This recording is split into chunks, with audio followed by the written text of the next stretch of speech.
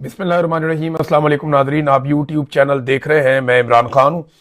हालांकि खैबर पख्तूनख्वा के ऊपर तजर्बात मुसल्लत किए हुए थे, ऑपरेशन कर दो, उधर ऑपरेशन कर दो, ये रोड बंद कर दो, उसको उठा के ले आओ, इसको उठा के ले जाओ, इसके वजीर आला पे पर्चा करवा दो, इसके वजीर पे पर्चा करवा दो, एंटी करप्शन को डंडा दिया हुआ कि तुम इसके ऊपर पर्चा दो, तुम उसके ऊपर पर्चा दो।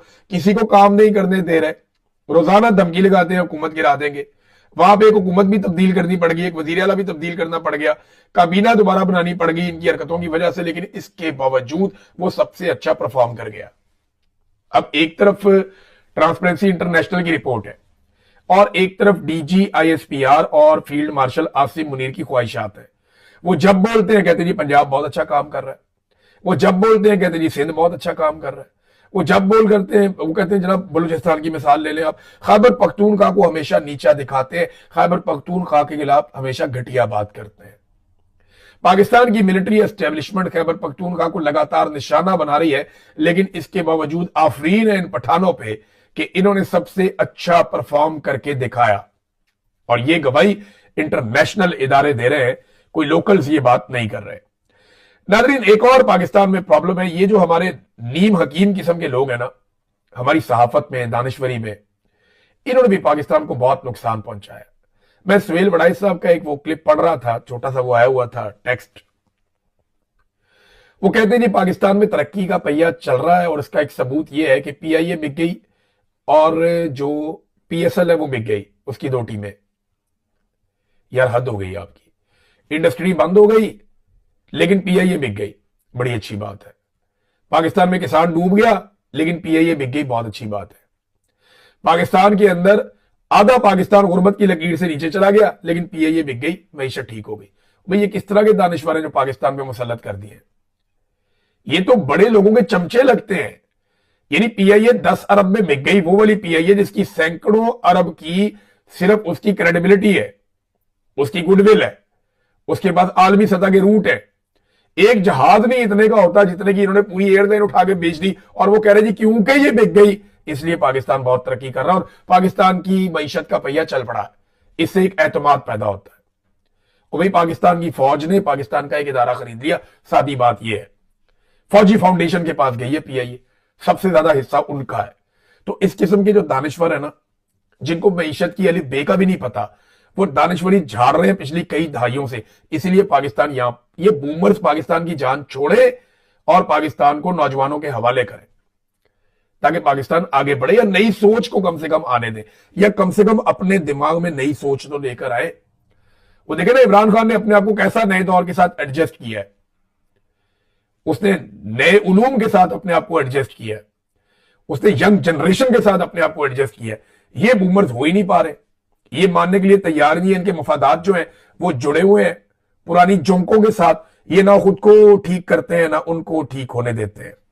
नाजरीन, यहां कुछ सवालात हैं, वो मैं बाद में आपके साथ रखता हूं, लेकिन डीजी आईएसपीआर ने इस्लामिया यूनिवर्सिटी बहावलपुर का दौरा किया। उनका इस्तकबाल किया गया इंतजामिया की जानिब से, चादर वादर पहनाई हुई है। लेकिन एक मरतबा फिर डीजीआईएसपीआर का जो खिताब है वो भी, और सवाल और जवाब, वो अभी जारी नहीं किए गए। हो सकता है वो मुस्तकबिल में जारी किए जाए उसकी एडिटिंग करने के बाद। लेकिन डीजीआईएसपीआर को ये करना क्यों पड़ता है? देखिए, इनसे बयानिया नहीं बन रहा।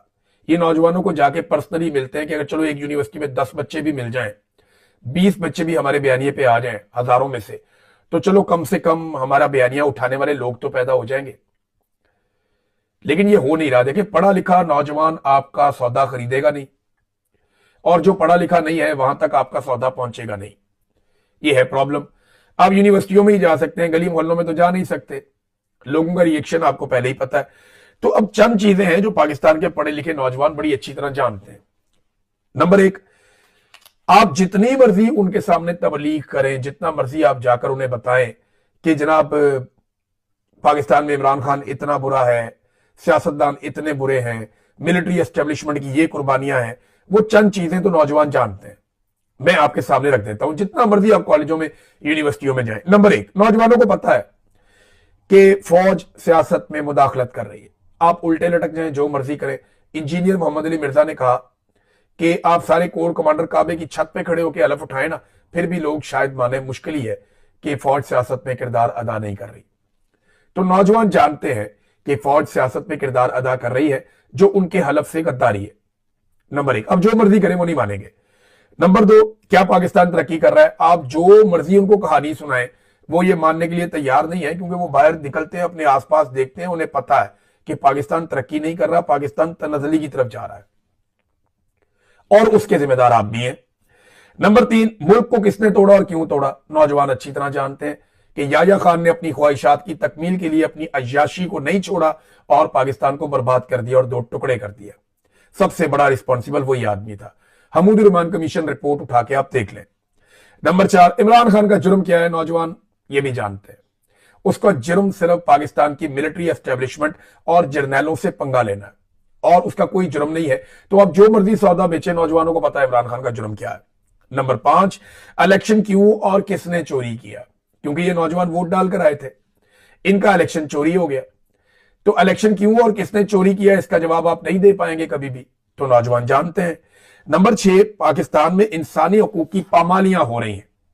नौजवान अपने आसपास देखते हैं, खबरें सुनते हैं, सोशल मीडिया देखते हैं, तो उनको पता है कि DGISPR हमें जो मर्जी कहानी सुनाए, पाकिस्तान के अंदर इंसानी हकूक की बदतरीन पामालियां हो रही हैं, जिनमें पाकिस्तान की मिलिट्री एस्टेब्लिशमेंट बराह रास्त मुलव्वस है।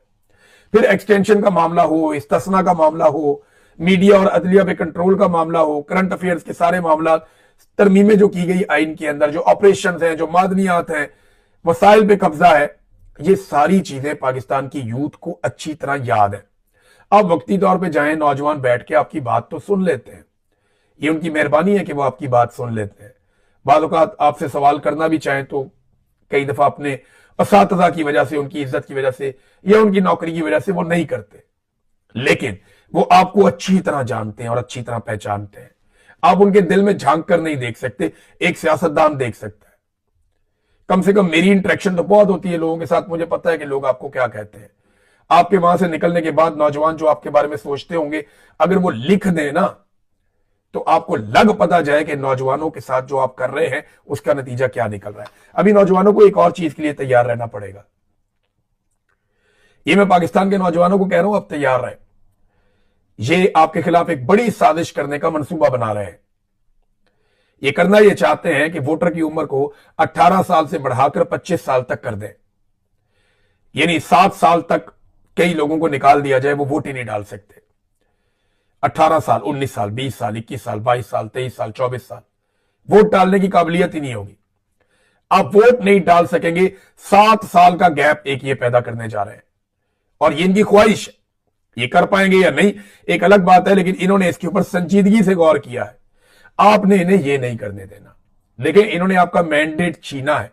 अब ये आपके वोट डालने का हक भी छीनने जा रहे हैं। इन्हें क्या लगता है कि आप लोगों को शऊर नहीं है, आपको समझ नहीं है।